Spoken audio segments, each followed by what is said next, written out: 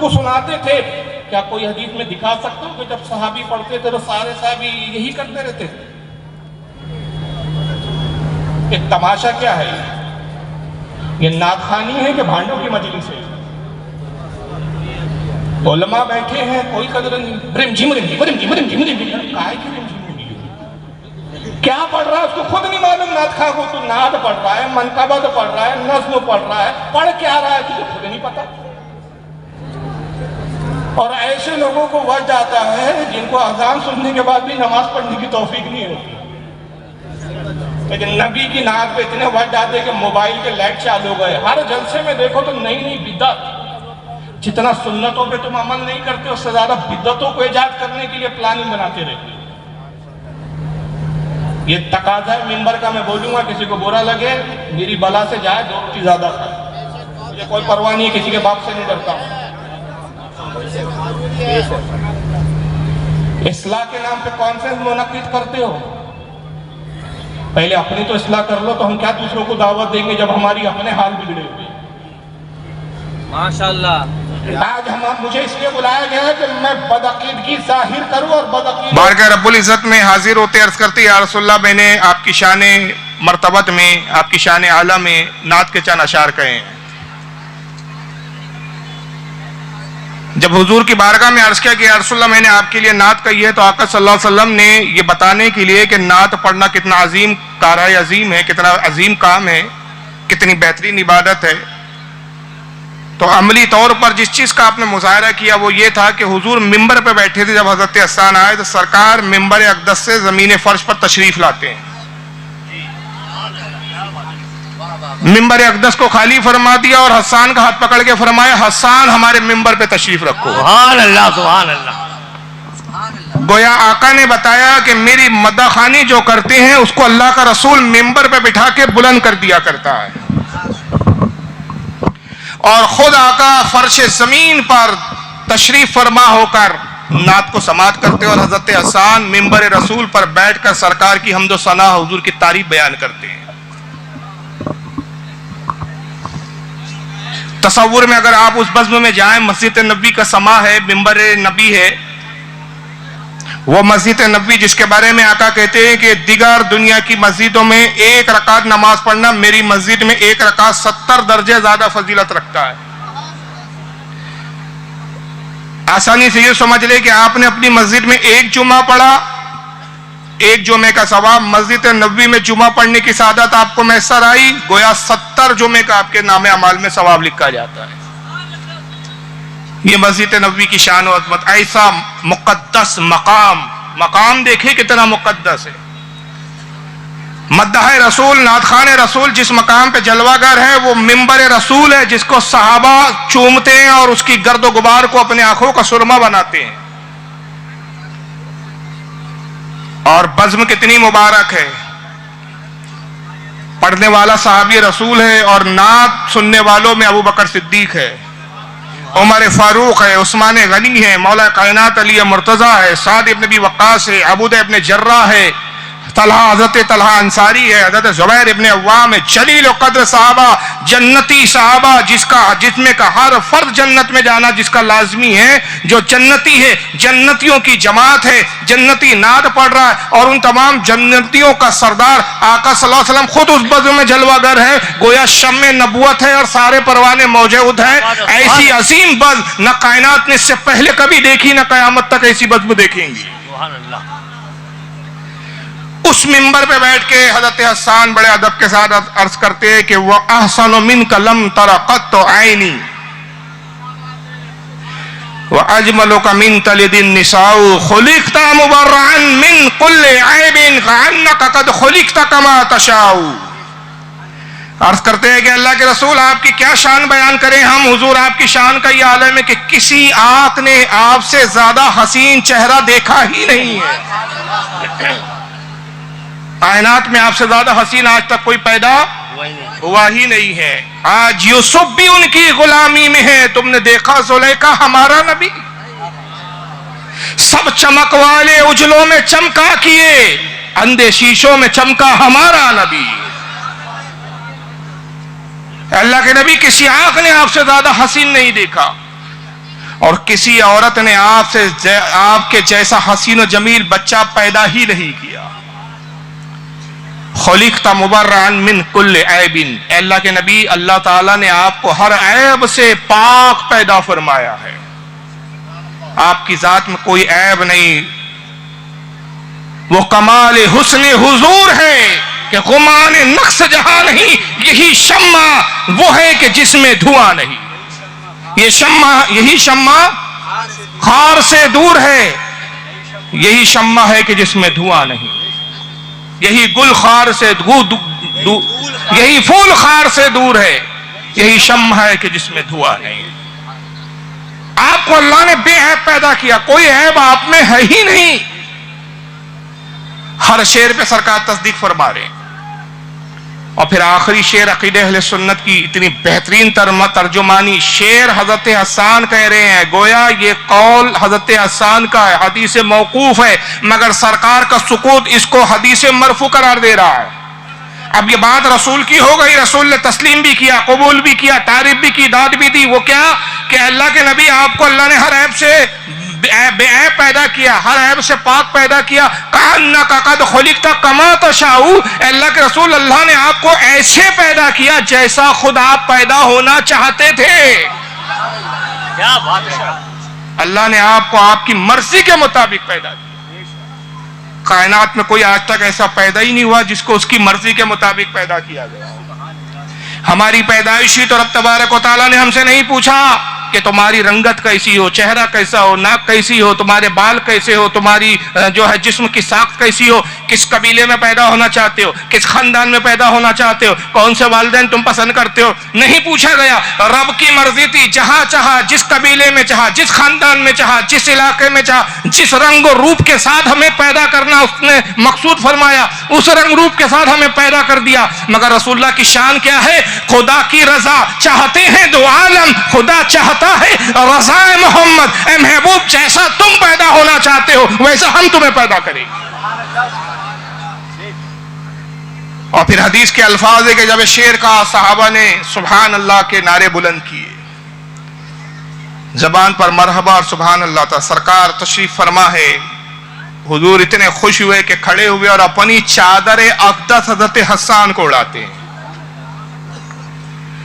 اور چادر اقدس حضرت حسان کو دے کر کیا دعا کی؟ ہاتھوں کو اٹھایا، کہا پروردگار حسان کے منہ کو سلامت رکھ، حسان کے دہن کو سلامت رکھ. اے رب قدیر، جبریل امین کو حسان کا مددگار بنا دے کہ وہ میری نعت کا مدد اس میں جبریل کرے. سبحان اللہ.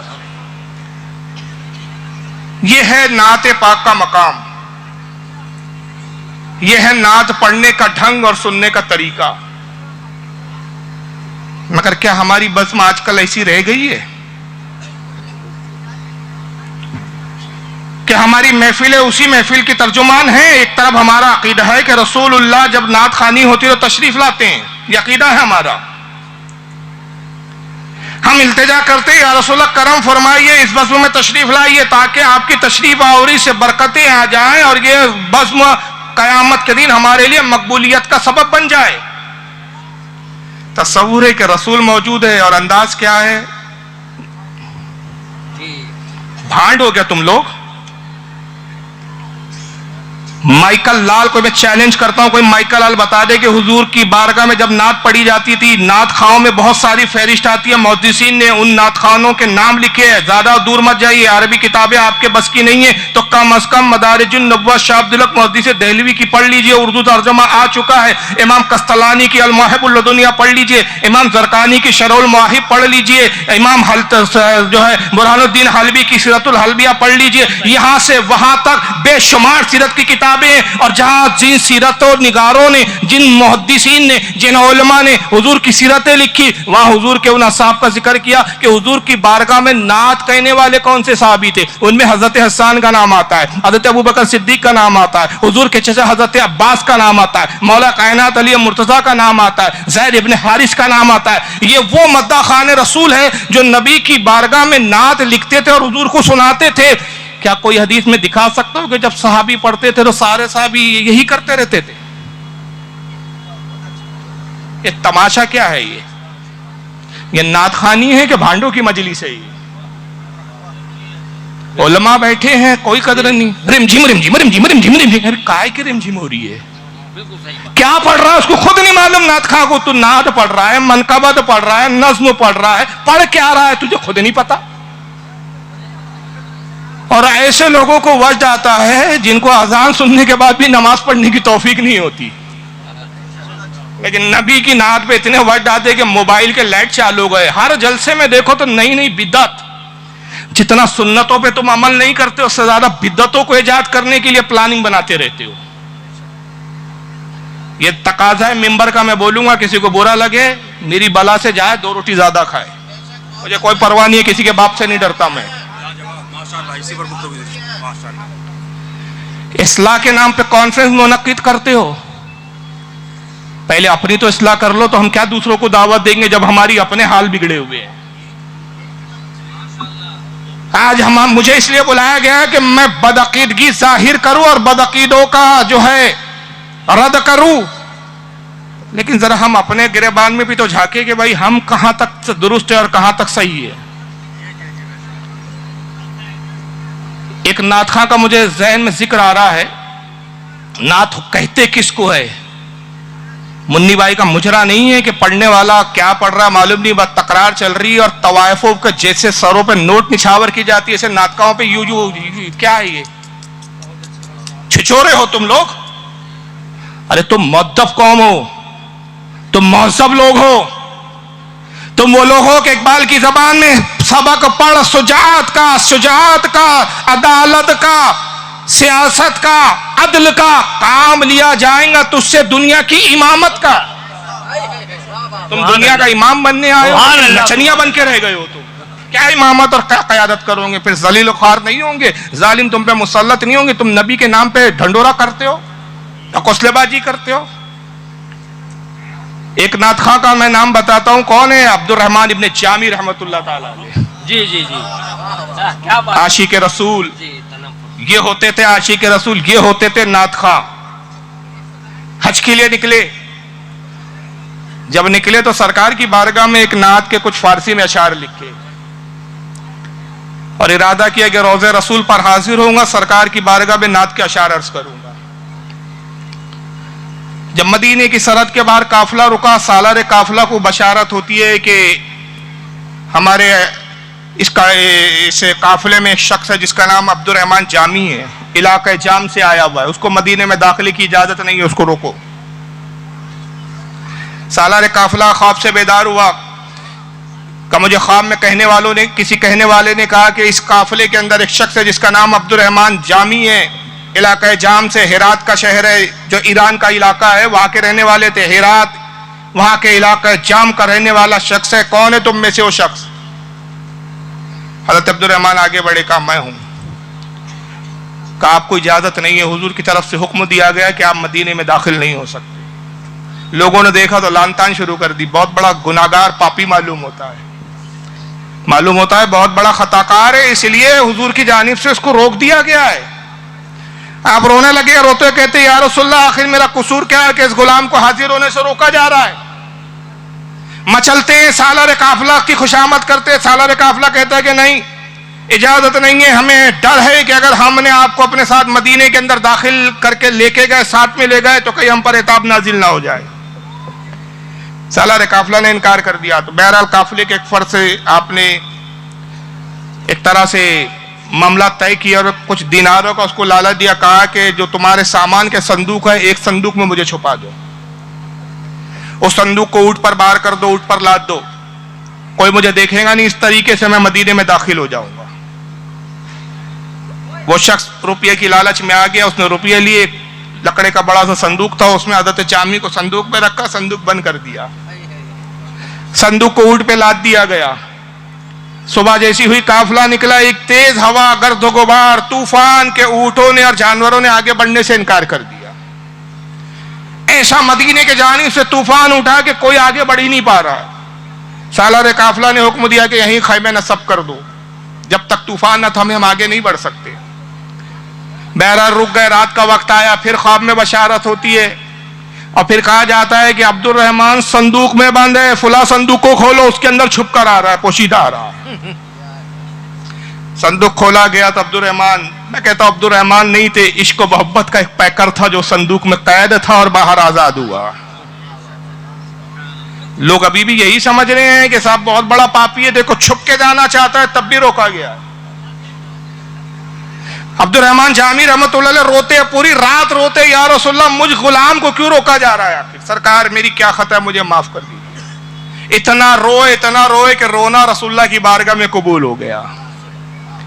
इस सालारे काफिलों को बशारत होती है, सरकार बनफ्स नफीस तशरीफ लाते हैं और कहते हैं कि अब्दुर्रहमान को आने दिया जाए। अर्ज़ के या रसूलल्लाह पहले क्यों रोका जा रहा था? फरमाया इसलिए कि अब्दुर्रहमान ने हमारी मोहब्बत में एक ऐसी नात लिख कर लाई है कि अगर वो नात हमारी कब्र के पास आके पड़ता तो उस नात की कैफियत का यह आलम होता कि हमें अपनी कब्र मुबारक से बाहर जाहिर होना पड़ता। सुभान अल्लाह, सुभान अल्लाह। इसलिए रोका जा रहा था।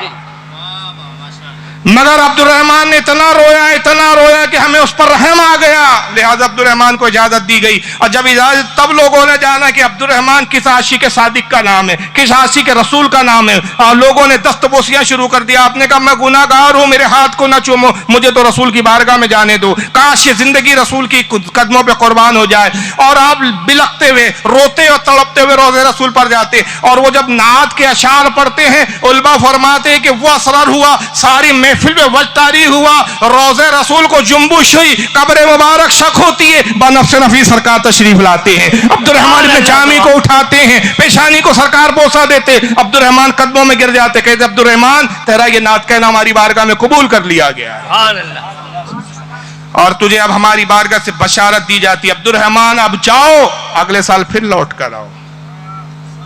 हजरत अब्दुर्रहमान जब तक कयाम रहा मदीने में रात चले गए, जब आखिरी सलाम के लिए आए फिर वही आवाज है, अब्दुर्रहमान जाओ, अगले साल फिर लौट कर आओ।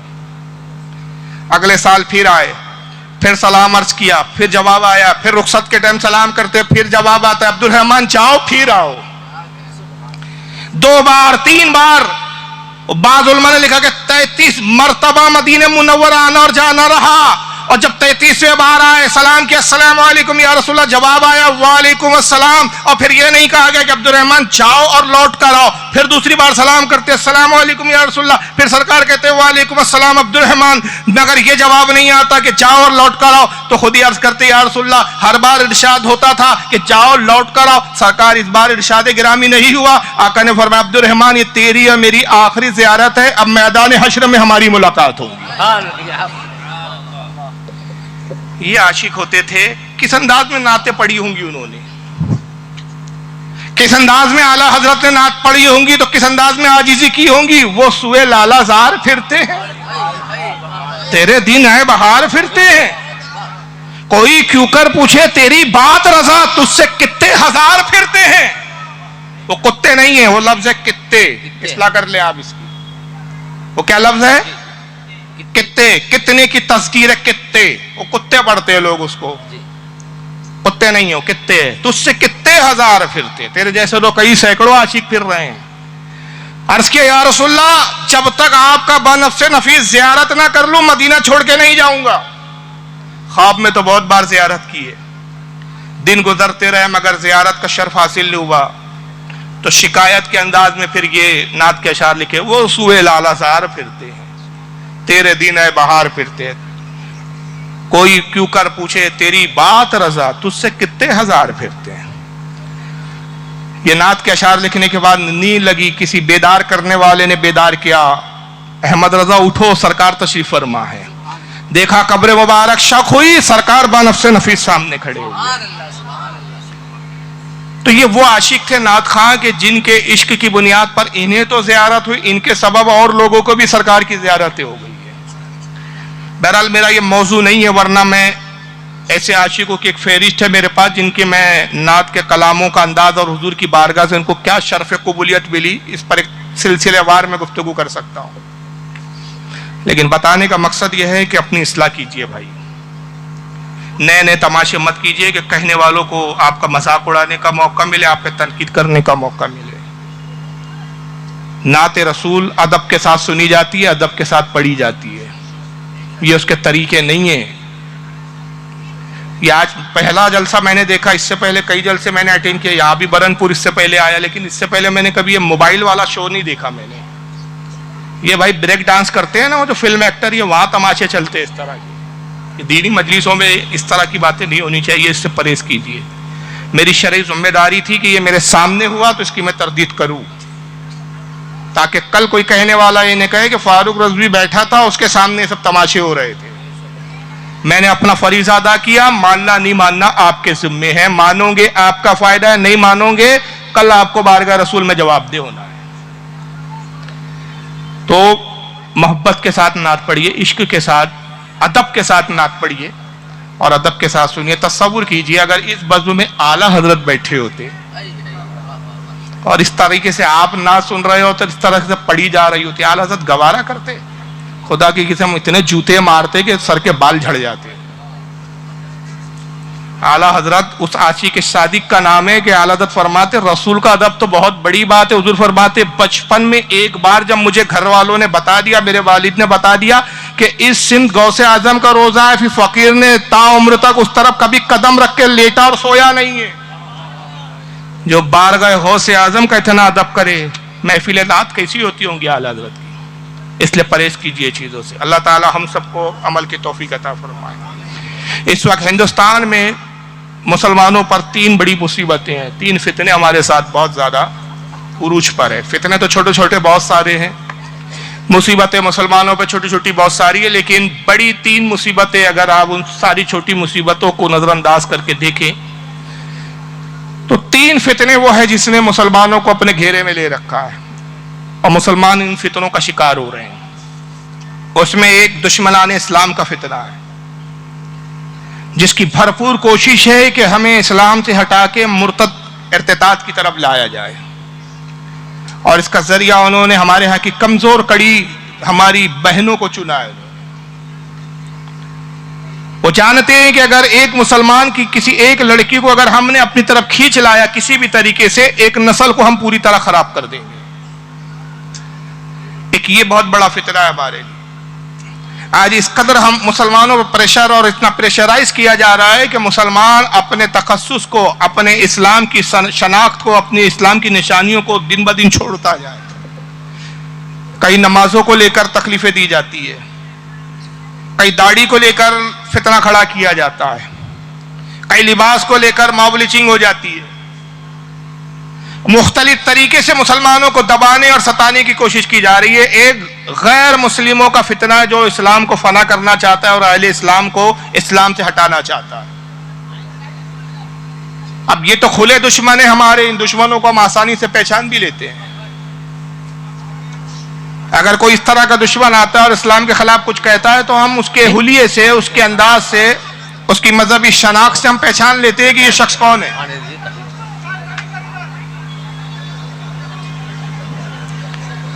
حافظ احسان صاحب تشریف لا رہے ہیں.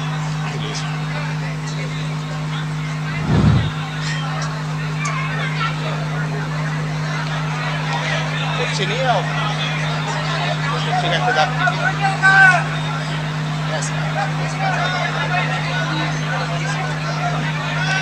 کرسی الگ سے رکھ دیجیے، یہاں مائک کا دشواری ہے. کرسی منگوائیے نا آس پاس نہیں ہوگی نا.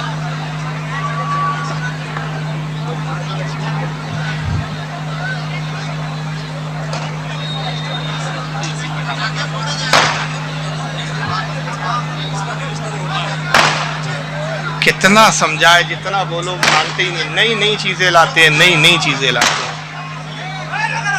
یہ ایک بار اندور میں یہ چنگاری اڑی، جھبا جل گیا تھا. کیا قوم کو سمجھائے بتائیے. جی ارے بھائی یہ بارود مت اڑائیے آپ یار. ابھی میں سمجھا رہا تھا اور پھر یہ ابھی 1 منٹ 2 منٹ ہی نہیں گزرے یار.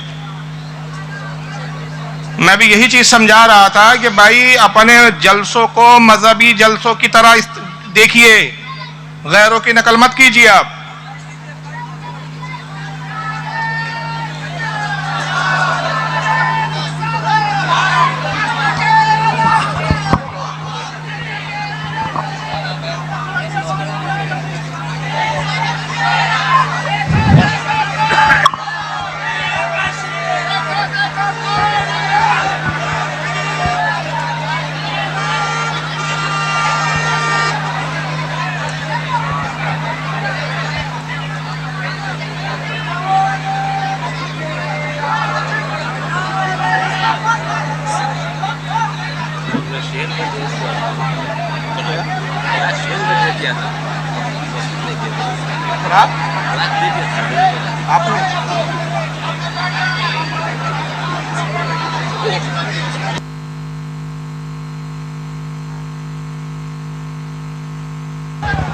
हुजूर को कहिए कि एकदम इसी मुआशरे के ऊपर ही जी, बोले जी। और ये सब एकदम बिल्कुल हाँ, रोका बहुत- जाए। बहुत- हाँ। एकदम गलत बात है, कितनी गलत शर्मिंदगी जी, जी। की बात है। जहाँ सुन्नियत का काम होना चाहिए वहाँ एकदम क्या क्या कर रहा है, क्या कर रही है। नारे तकबीर, नारे रिसालत, उलमाए अहले सुन्नत, मसलके आला हजरत।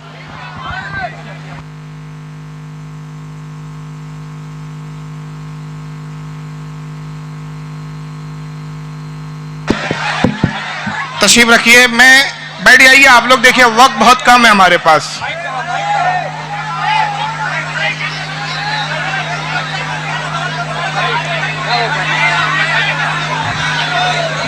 आप लोग सबसे पहले स्टेज वाले बैठे, मेहरबानी स्टेज वाले बैठ जाइए। आप हजरात अपनी अपनी जगह लेकर बैठ जाएं, शोर गुल ना करें, इत्मीनान और सुकून के साथ बैठ जाएं। बैठिए। आप देखिए वक्त की बहुत तंगदामनी है। वजह यह है कि मैं बहुत मुख्तसर खिताब करके ख़त्म कर दूंगा, क्योंकि हज़रत अल्लामा मौलाना हाफिज़ एहसान साहब श्रीलंका दामद बरकातुहुल आलिया 4 बजे उनकी ट्रेन है आसनसोल से। तो हज़रत को 4 बजे से पहले 4 बजे ट्रेन पकड़ना है, तो कम से कम 3:30 बजे तो यहाँ से निकलना पड़ेगा। तो आधा घंटा कम से कम तैयारी और सूटकेस वगैरह लेना और फिर स्टेशन जाना उस पर लग जाएगा। तो वक्त बिल्कुल ज़्यादा है नहीं, 12:30 बज रहे हैं। तो आप समझ सकते हैं कि कितने देर में इनकी और मुझे अपनी तकरीरों को समेटना है।